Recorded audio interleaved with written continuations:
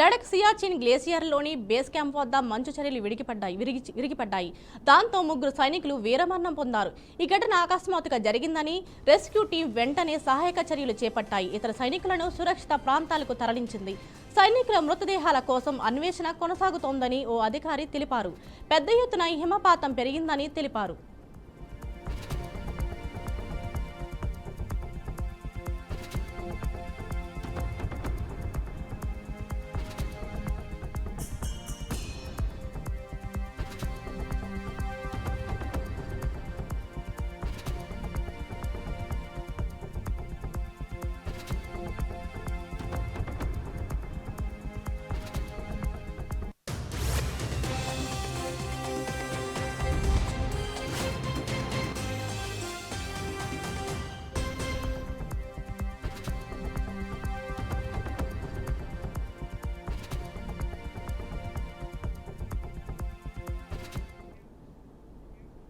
నేపాల్ పరిస్థితులు అదుపుతప్పాయి.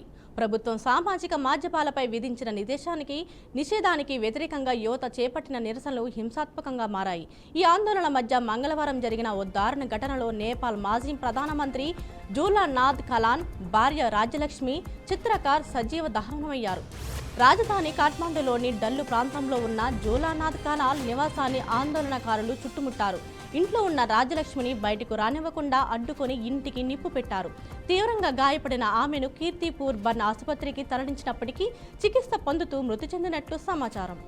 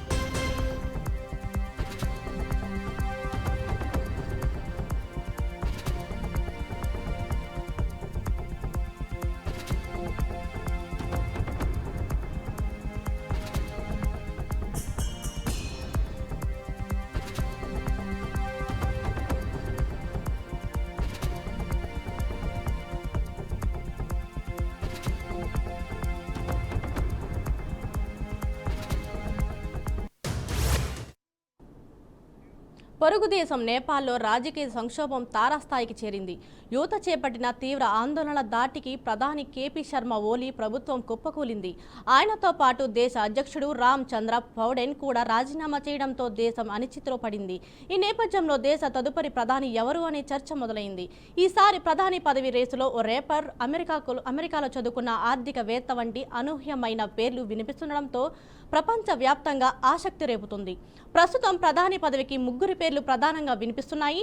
వీరిలో మొదటి వ్యక్తి కాఠ్మండు మేయర్, ప్రముఖ ర్యాప్ గాయకుడు అయిన బాలేంద్ర షా. సోషల్ మీడియాలో యువత నుంచి ఆయనకు విపరీతమైన మద్దతు లభిస్తుంది.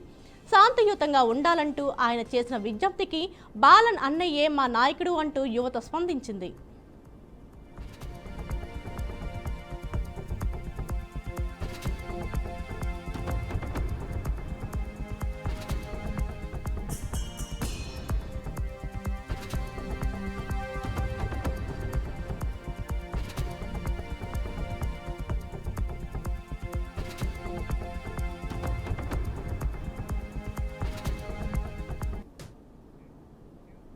ఖమ్మం జిల్లా మదిర నియోజకవర్గం ఎర్రుపాలెం మండలంలో ఉప ముఖ్యమంత్రి మల్లు భట్టి విక్రమార్క పర్యటించారు.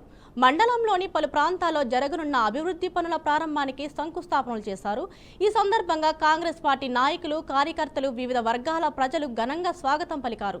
గ్రామీణ ప్రాంతాల ప్రజలకు అవసరమైన వసతులు అందించడం, పిల్లల భవిష్యత్తు కోసం విద్యా వాతావరణాన్ని బలోపేతం చేయడం మా ప్రధాన లక్ష్యమని భట్టి అన్నారు.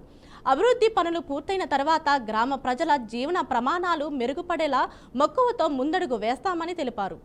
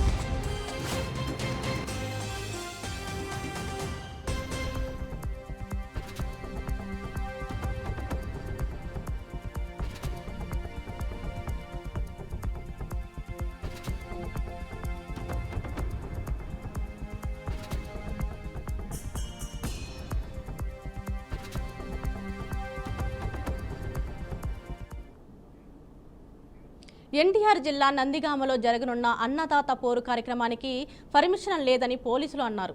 అన్నదాత పోరు కార్యక్రమం కోసం నందిగామకు వెళ్తున్న వైసీపీ నాయకులను తునికిపాడు శివారులో పోలీసులు అడ్డుకున్నారు. నియోజకవర్గ ఇన్ఛార్జ్ స్వామిదాస్ వాహనాన్ని మాత్రమే పోలీసులు అనుమతించారు. పోలీసులు తీరును వ్యతిరేకిస్తూ రోడ్డుపై వైసీపీ నేతలు బైఠాయించారు.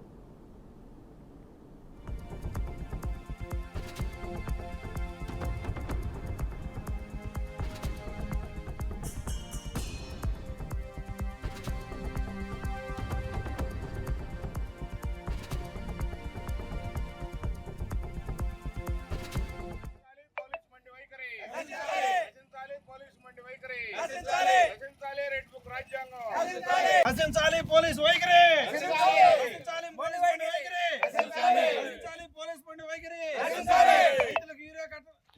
రైతులకు యూరియా కట్టలు వెంటనే ప్రభుత్వం అందించాలి. రైతులకు యూరియా కట్టలు ప్రభుత్వం వెంటనే అందించాలి. రైతులకు జరుగుతున్న అన్యాయాన్ని పోలీసుల దౌర్జన్యం రెడ్ బుక్ రాజ్యాంగం వైఎస్ఆర్ కాంగ్రెస్ పార్టీ జగన్మోహన్ రెడ్డి గారి నాయకత్వం జగన్మోహన్ రెడ్డి గారి నాయకత్వం జగన్మోహన్ రెడ్డి గారి నాయకత్వం నశించాలి పోలీస్ మండి వైఖరి నశించాలి పోలీస్ మండి వైఖరి. వనపర్తి జిల్లా కొత్తకోట పట్టణ కేంద్రంలో అఖిల భారత విద్యార్థి పరిషత్ ఆధ్వర్యంలో కళాశాల విద్యార్థులు ధర్నా నిర్వహించారు. పెండింగ్లో ఉన్న స్కాలర్షిప్లు వెంటనే విడుదల చేయాలని డిమాండ్ చేస్తూ విద్యార్థులు నినాదాలు చేశారు.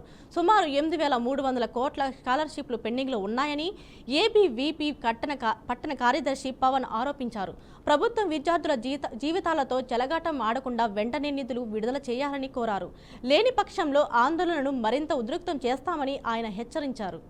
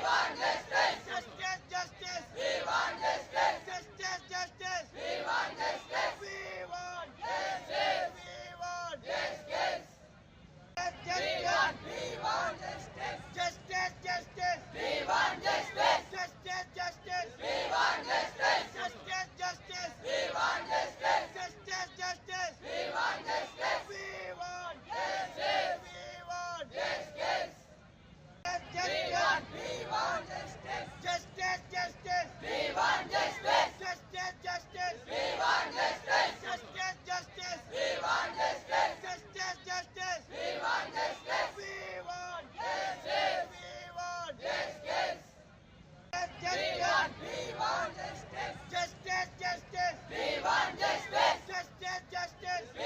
justice. Justice, justice. We want justice.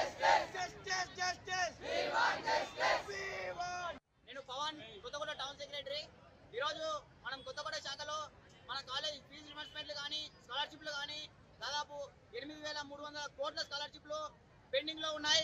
ఎమ్మెన్యే ఆ పెండింగ్ లో ఉన్న స్కాలర్షిప్లు రిలీజ్ చేయాలి. ఈ పెండింగ్ లో ఉన్న స్కాలర్షిప్లు కానీ ఫీజు రిమర్స్మెంట్లు కానీ రిలీజ్ చేయని ఇచ్చారట.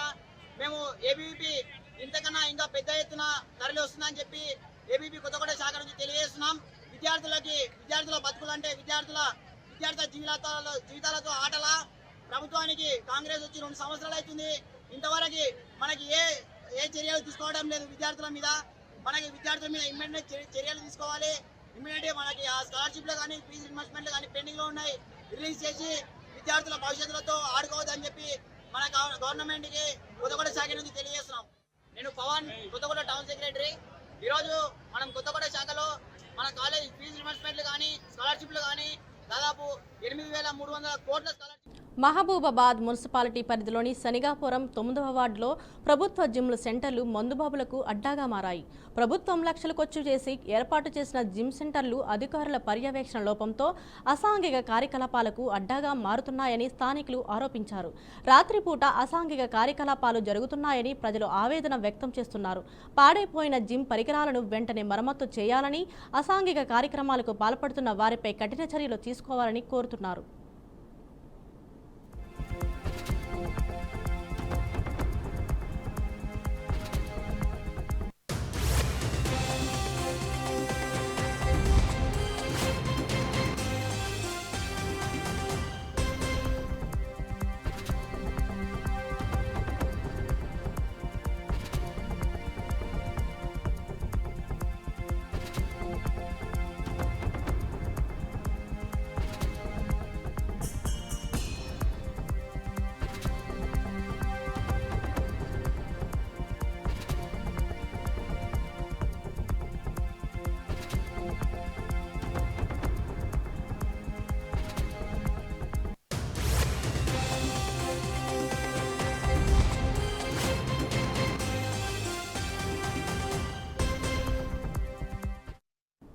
రైతుల కోసం వైసీపీ చేపట్టిన శాంతియుత ర్యాలీని కూటమి ప్రభుత్వం పోలీసులు సహాయంతో అడ్డుకోవడంపై మాజీ ఎమ్మెల్యే రఘురామిరెడ్డి ఆగ్రహం వ్యక్తం చేశారు.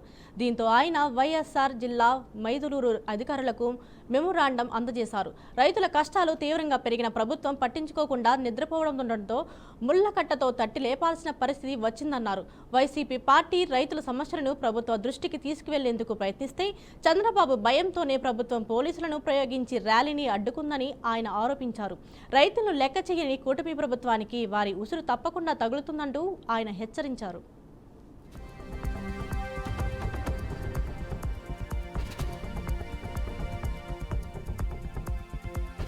ఈనాడు పెద్ద ఎందుకంటే ఈరోజు ధర్నా చేస్తున్నాం కదా, ఏమనిచ్చాడు 50,000 టన్నులు యూరియా చంద్రబాబు ఒకటి వెంటనే నేను నిద్రపోతాను 2 రోజులు. ఖరీఫ్ ఎప్పుడు స్టార్ట్ అయింది? మేలో స్టార్ట్ అయింది. సెప్టెంబర్కి అయిపోతుంది. ఇప్పుడు 20 రోజులు అయిపోతుంది ఖరీఫ్. నేను నిద్రపోతాను ఆ రోజు. ఎందుకని ఇదే ఈ టన్నులు మేలోనో జూన్లోనో ఎందుకని చెప్పించుకోవాలి? కేంద్రంలో ఉండేది కూడా మీ ప్రభుత్వమే కదా. కేంద్రం ఏముంది? మీ చేతుల్లో ఉంది. ఈరోజు మోడీ నిలబడాలంటే మీ దయదర్శనం మీదనే ఉంది. మరి ఎందుకని రైతుల మీద మీరు ఎందుకు యాక్షన్ తీసుకున్నారు? ఇంకొక మంత్రి అంటాడు అసలు ఆయన వచ్చిన అగ్రికల్చర్ విషయం తెలుసు, ఓర్మాలలో చూస్తారు. ఆయన వ్యవసాయం మీద ఓర్మాలు తీసుకోండి ఎవరిని ఉండాలి. క్యూలో నిలబడితే దానికోసం బఫెట్ అంట ఎగసాలి. ఏంటండి ఎక్కడ ఇది లేదని అంటున్నారు. మరి ఎక్కడ లేకపోతే జిల్లాలో చూడండి, క్యూలు చూడండి. ప్రతి జిల్లాలో ప్రతి చాట కొన్ని వేల మంది రైతులు ఉదయం నుంచి పని పోగొట్టుకొని ఎండకు నిరీక్షిస్తూ ఉన్నారంటే కదా. అదే 7 ఎకరాలు నిన్న ఇచ్చామని చెప్పి గుళ్ళూరులో 20 ఎకరాలు వచ్చింది. 10 ఎకరాలు ఉండవని 1 బస్తా ఇస్తుంది. ఏం చేసుకోవాలండి? ఏం చేసుకోవాలండి? పాస్బుక్ అదే పాస్బుక్ 10 ఎకరాలు ఉన్నాయి, 5 ఎకరాలు ఉన్నాయి.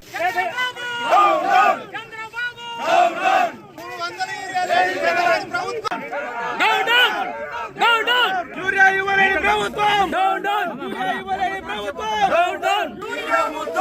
మద్యం వద్దు మద్యం వద్దు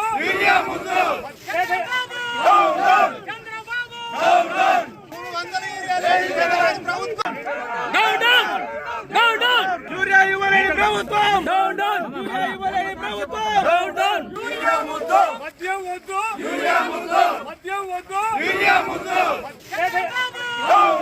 చంద్రబాబు 300 యూరియా లేని ప్రభుత్వం యూరియా ఇవ్వలేని ప్రభుత్వం యూరియా వద్దు మద్యం వద్దు మద్యం వద్దు